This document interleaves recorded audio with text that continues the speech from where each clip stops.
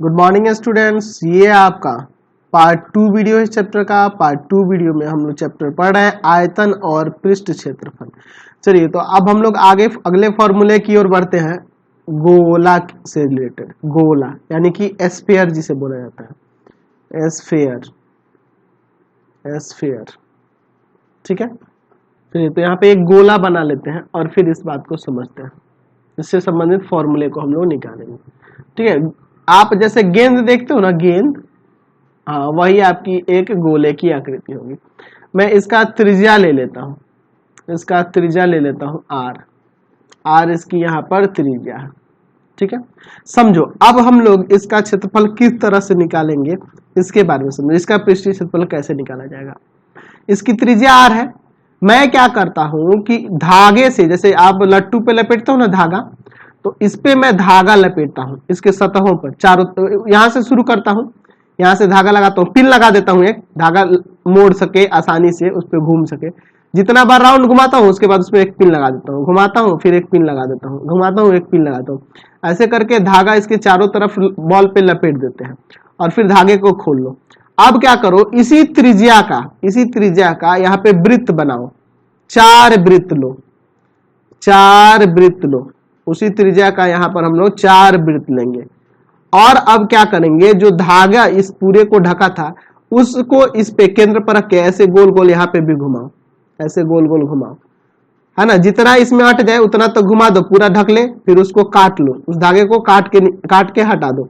ठीक है, एक ढक गया, फिर दूसरा धागा, फिर वही धागा जो बचा हुआ धागा है यहाँ पे लाओ, यहाँ पे भी उसी तरह से लपेट कर, एक भी स्थान गैप नहीं छोड़ना है, बीच में गैप नहीं छोड़ना है, उस तरह से यहाँ पे भरो, तीसरे में भरो। ऐसे करके देखोगे कि जितना आप धागा इस पे लपेटे वो टोटल धागा आपको चार वृत्तों को पूरी तरह से ढक लेगा। चार वृत्तों को, समान त्रिज्या, इसी त्रिज्या वाले चार वृत्तों को आसानी से ढक लेगा।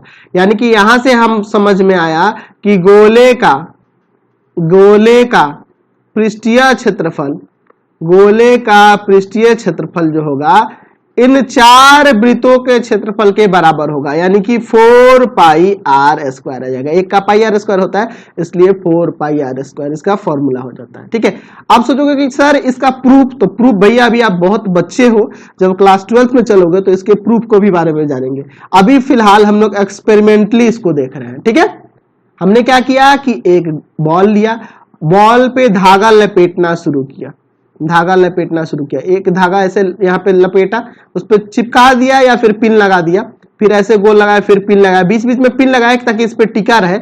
पूरी तरह से बॉल को ढक लिए, फिर उस धागे को खोलकर इसमें बिछाना शुरू किए। समान त्रिज्या का वृत्त लिए, इसमें बिछाए, फिर एक और वृत्त बनाए उसमें बिछाए, फिर एक और वृत्त बनाए समान त्रिज्या का, उसमें बिछाए। ऐसे करके चार वृत्तों में धागा जो है पूरी तरह से उन वृत्तों को ढक लेगा। इसका मतलब कि चार वृत्तों के क्षेत्रफल के बराबर इस गोले का क्षेत्रफल होगा, गोले का पृष्ठीय क्षेत्रफल होगा। इसलिए आपका गोले का पृष्ठीय क्षेत्रफल 4 पाई आर स्क्वायर आ गया। चलिए दूसरा देखते हैं, गोले का आयतन। गोले का आयतन, तो गोले के आयतन के लिए भी हम लोग एक्सपेरिमेंट ही कर सकते हैं। उसके लिए क्या करेंगे, हम यहाँ पे एक बेलन बना लेते हैं। ठीक है, समझो इस बात को। ठीक है, एक बेलन बना लेते हैं, बेलन बना लेते हैं। अच्छा, इसमें जो है इसकी त्रिज्या आर है, इसमें इसकी त्रिज्या क्या है, आर है, इसकी त्रिज्या आर है और ऊंचाई एच है। ठीक है, अब इसको इसमें डाला गया, तो इसमें जब हम लोग आर त्रिज्या वाला एक गोला डालेंगे, आर त्रिज्या वाला एक गोला डालेंगे, तो हमें क्या देखने को मिलेगा, हमें क्या देखने को मिलेगा, इसकी त्रिज्या आर है, क्या देखने को मिलेगा कि यह आयतन का 4/3 पाई गुना, आयतन का 4/3 पाई गुना, इसमें जो अगर पानी भरा हुआ है तो वो पानी बाहर निकल जाएगा। यानी कि गोले का जो आयतन होगा वो अब निकले हुए पानी के आयतन के बराबर होगा, यानी कि गोले का आयतन 4/3 पाई आर क्यूब हो जाएगा। तो इसको अभी आप याद ही रखो, ज्यादा दिमाग लगाने की जरूरत नहीं है। चलो अगर 12th में तो मैं आपको वहां भी प्रूफ करा दूंगा इसको, बस हम लोग एक्सपेरिमेंटली इसको समझ रहे हैं। ठीक है, चलिए अब हम लोग अर्ध गोले की बात करते हैं, यानी कि इस गोले का आधा, अर्ध गोले के बारे में। अर्ध गोले यानी कि हेमी स्फीयर, हेमी स्फीयर। ठीक है, हेमी स्फीयर के बारे में बात करते हैं। तो अगर मैं बात करूं अर्धगोले का सॉरी अर्धगोले का वक्र पृष्ठीय क्षेत्रफल, वक्र पृष्ठीय क्षेत्रफल। अगर आप सोच रहे होगा कि सर आपने गोले में वक्र पृष्ठीय क्षेत्रफल क्यों नहीं बताया, क्योंकि इसमें वक्र पृष्ठीय क्षेत्रफल अलग से कुछ होगा ही नहीं, टोटल इसका सरफेस ही वक्र है। तो वक्र पृष्ठीय क्षेत्रफल का हो या कुल पृष्ठीय क्षेत्रफल का हो या सिर्फ पृष्ठीय क्षेत्रफल का हो, वो 4πr² ही होगा। लेकिन अर्धगोले में वक्र पृष्ठीय क्षेत्रफल ये वाला हिस्सा आ जाएगा, तो ये वाला हिस्सा इसका आधा ना होगा, तो इसका 4πr² है, तो इसका हो जाएगा 2πr², उसी का आधा। अच्छा, दूसरा अर्धगोले का कुल पृष्ठीय क्षेत्रफल, कुल पृष्ठीय क्षेत्रफल, कुल पृष्ठीय क्षेत्रफल। तो कुल पृष्ठीय क्षेत्रफल में ये तो 2πr² हो गया इस पृष्ठ का क्षेत्रफल, और नीचे से एक वृत्त है तो हो जाएगा 3πr², 2πr² और πr², 3πr²। चलिए अगला देखते हैं, अर्धगोले का आयतन, अर्धगोले का आयतन, अर्धगोले का आयतन। तो अर्धगोले का आयतन इसके आयतन का आधा हो जाएगा, 2/3 πr³। समझ गए, क्लियर हो गया। चलिए अब आगे बढ़ते हैं। चलिए अगला देख रहे हैं, यह खोखला बेलन है, तो इसकी यह ऊंचाई है h, और इसके देखिए अंदर की त्रिज्या और यह बाहर की त्रिज्या, यहाँ से यहाँ पूरी बाहर की त्रिज्या और यह अंदर की त्रिज्या। तो इसको स्मॉल r मान लेते हैं और इसको कैपिटल R मान लेते हैं और ऊंचाई को h मान लेते हैं।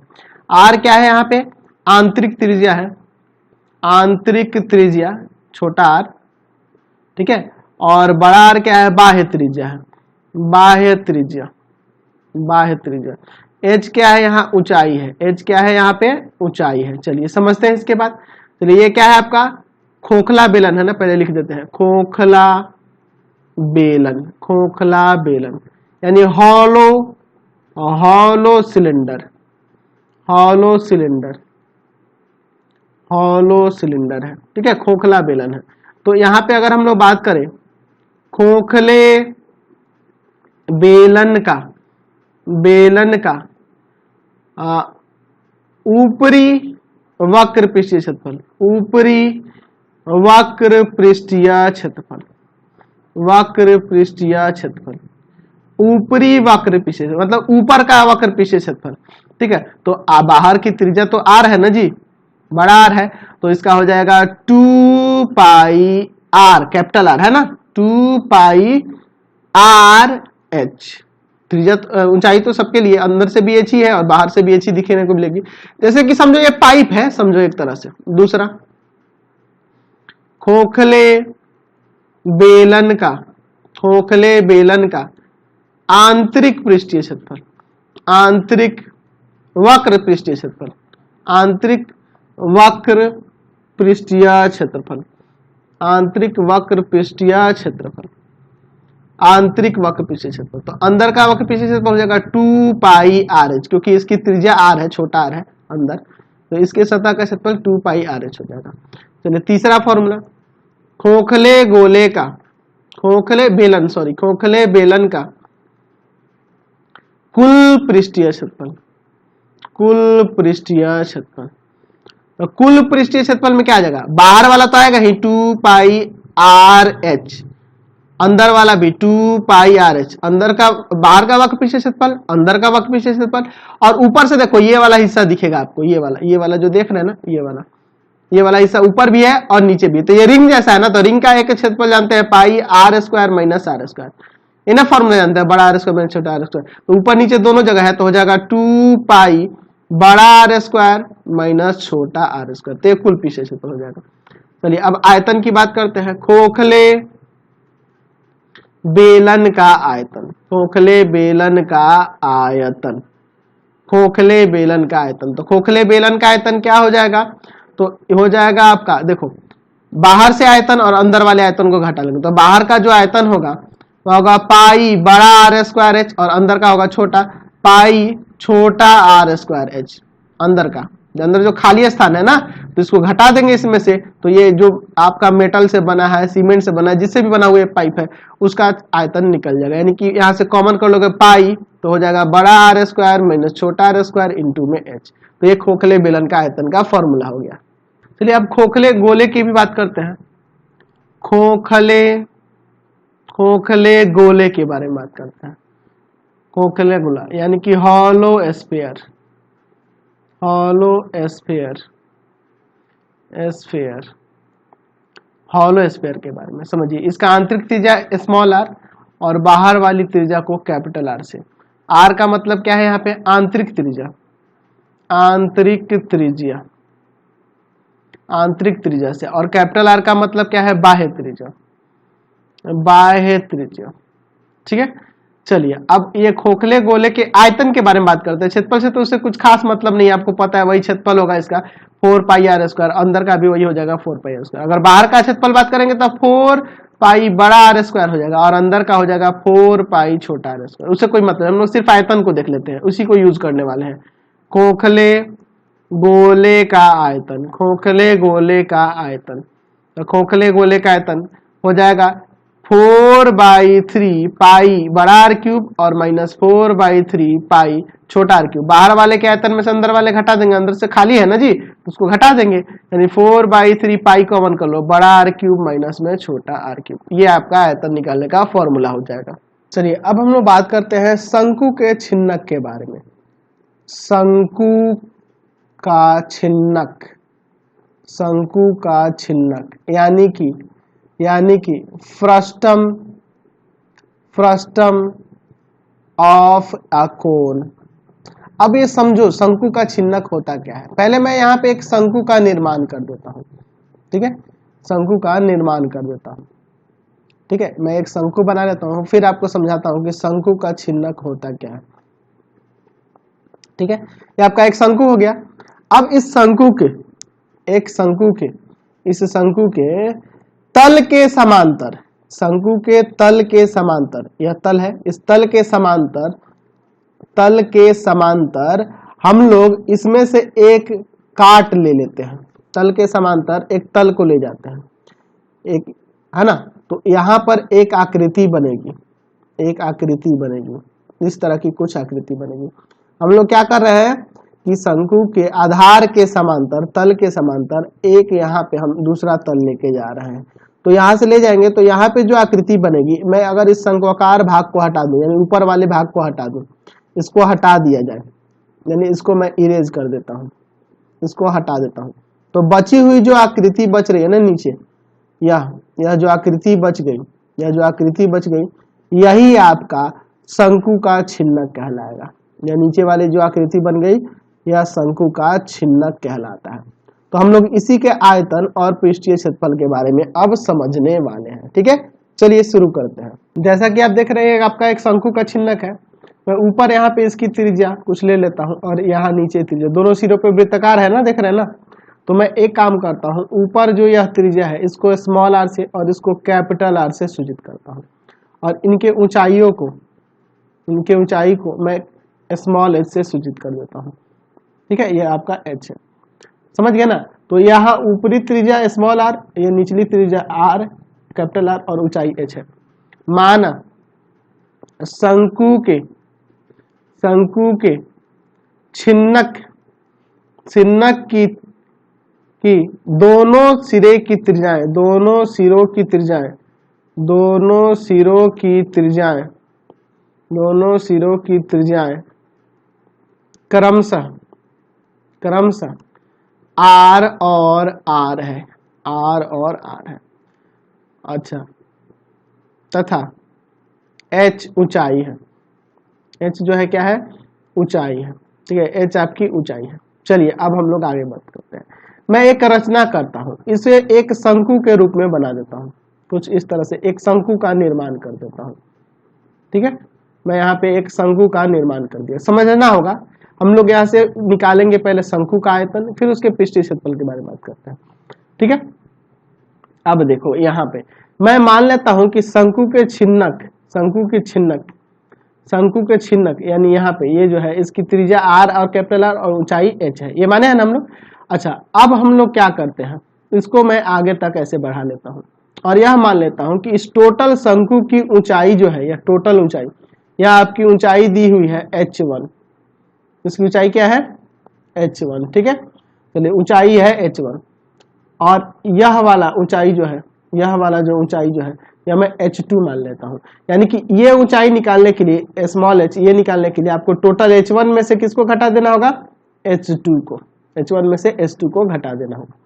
क्लियर है ना इतना? चलिए मैं यहाँ पे एक काम करता हूँ, इसका नाम O देता हूँ, यहाँ A देता हूँ, यहाँ B दे देता हूँ, यहाँ पे C और यहाँ D दे देता हूँ। चलिए अब समझिए, यहाँ तो ये लंब होता है, ये तो आपको पता है। चलिए अब मैं एक काम करता हूँ, मैं चलता हूँ त्रिभुज OAB तथा त्रिभुज OCD में, OAB और OCD में। तो ये दोनों एक दूसरे के समरूप हो जाएंगे, क्योंकि देखो यहाँ एक एक एंगल 90 है। एंगल OBA बराबर में एंगल ODC, प्रत्येक 90। अच्छा, और दूसरा हो जाएगा एंगल OAB, या फिर ऐसे कर सकते हैं एंगल, चलो इसी को लिख देते हैं, एंगल OAB आपका बराबर होगा एंगल OCD के, संगत कोण के युग्म है ना जी, संगत कोण से, क्योंकि ये समांतर काटा जाता है ना, ये जी ये वाला हिस्सा इसके समांतर होगा, तो यहाँ वाला कोण इस कोण के बराबर नहीं हो जाएगा जी, बिल्कुल। तो त्रिभुज समरूप हो गया ना, त्रिभुज OAB समरूप हो गया त्रिभुज OCD के, एंगल से। तो हम लोग जानते हैं कि दो समरूप त्रिभुजों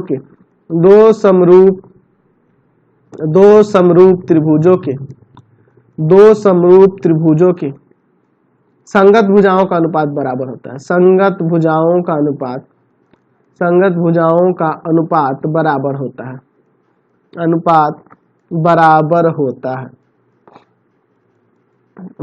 होता है।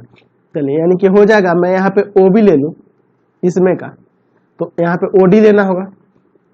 अगर मैं इसमें AB लेता हूं तो इसमें आपको CD लेना होगा।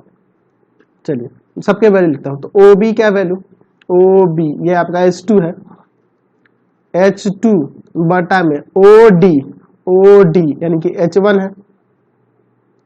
अच्छा AB क्या है, तो AB आपका R है, और यह क्या है आपका कैपिटल R है। अच्छा मैं इसे एक काम करता हूँ, इसे मैं चेंज करता हूँ, मैं इसमें थोड़ा सा क्या चेंज लाता हूँ, तो मैं एक काम करता हूँ, इसको यहाँ करता हूँ R बटा में H1 और इसको नीचे लाता हूँ R बटा में H2।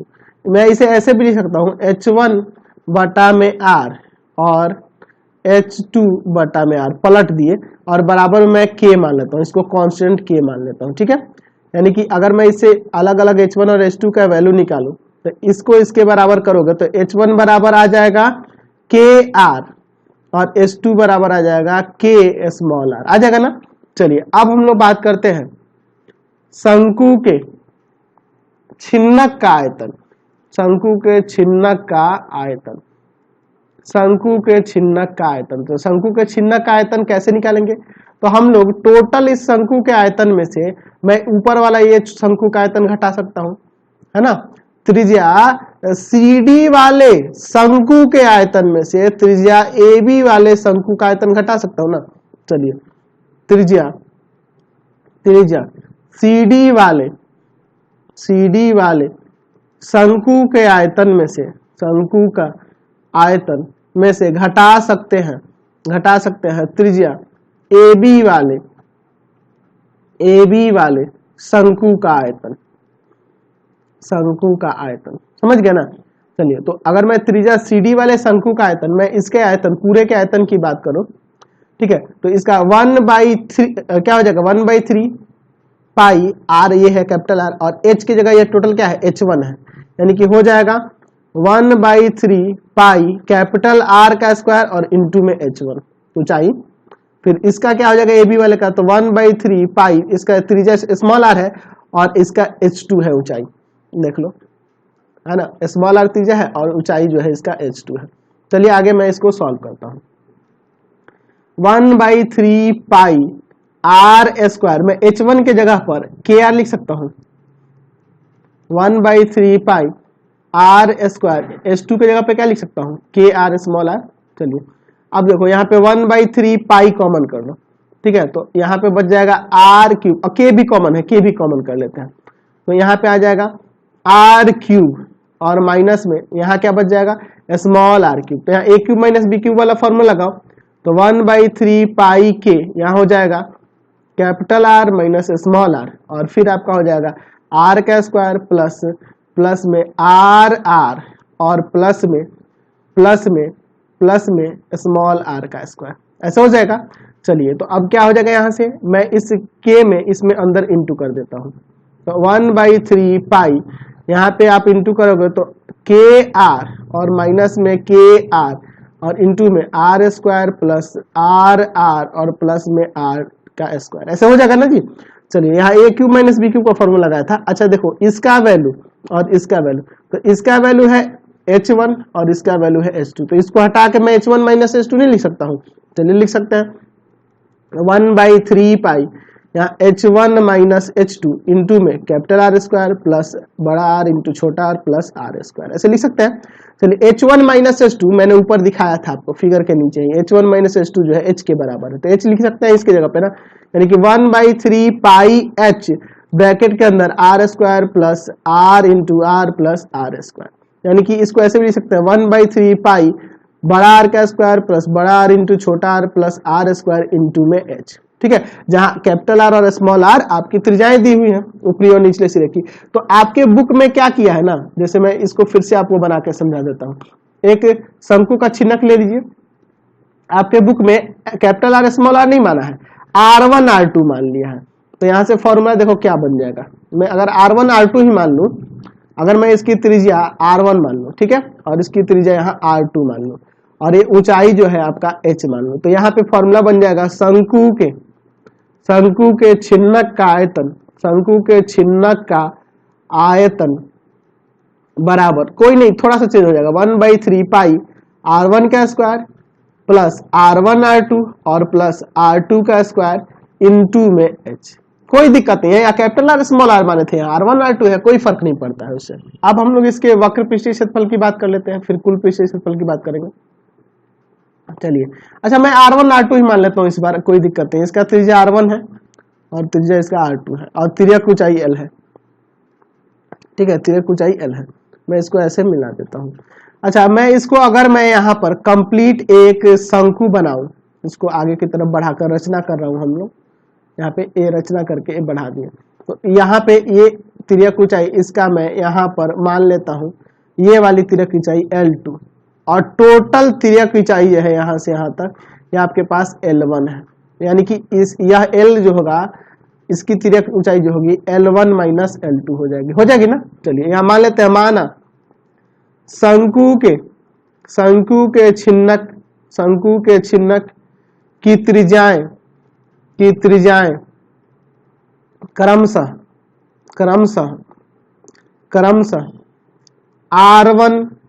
R1 तथा R2 है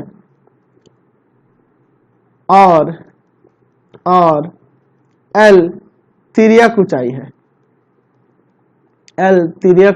है, ठीक है।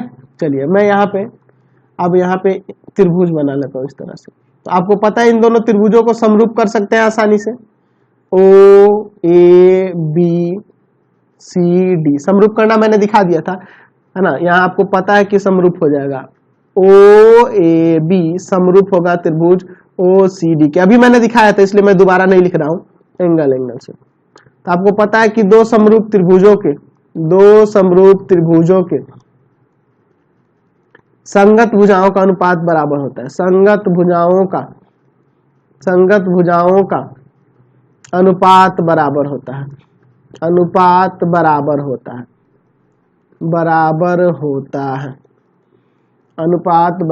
है।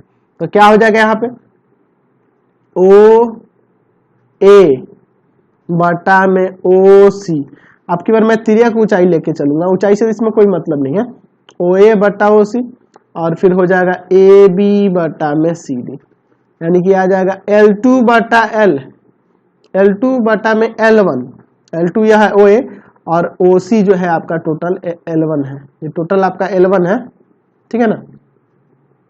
AB है आपका R1 और यह आपका R2, ठीक है। यहां से मैं एक काम करता हूं, यहाँ पर इसको यहाँ भेजता हूँ, इसको यहाँ पे लाता हूँ, ठीक है। तो क्या हो जाएगा आपका, तो हो जाएगा आपका यहाँ इसको यहाँ पे कर दिया जाए और इसको यहाँ पे ऐसे कर देते हैं, ठीक रहेगा।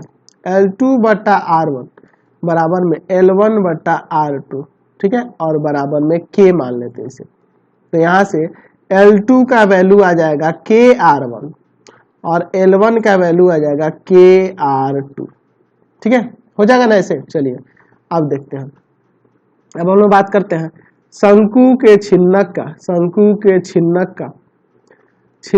का वक्र पृष्ठीय क्षेत्रफल। तो वक्र पृष्ठीय क्षेत्रफल निकालने के लिए यहाँ पे करेंगे क्या, तो हम लोग टोटल के यानी कि त्रिज्या CD वाले शंकु का वक्र पृष्ठीय क्षेत्रफल में से घटा देंगे त्रिज्या AB वाले शंकु का वक्र पृष्ठीय क्षेत्रफल।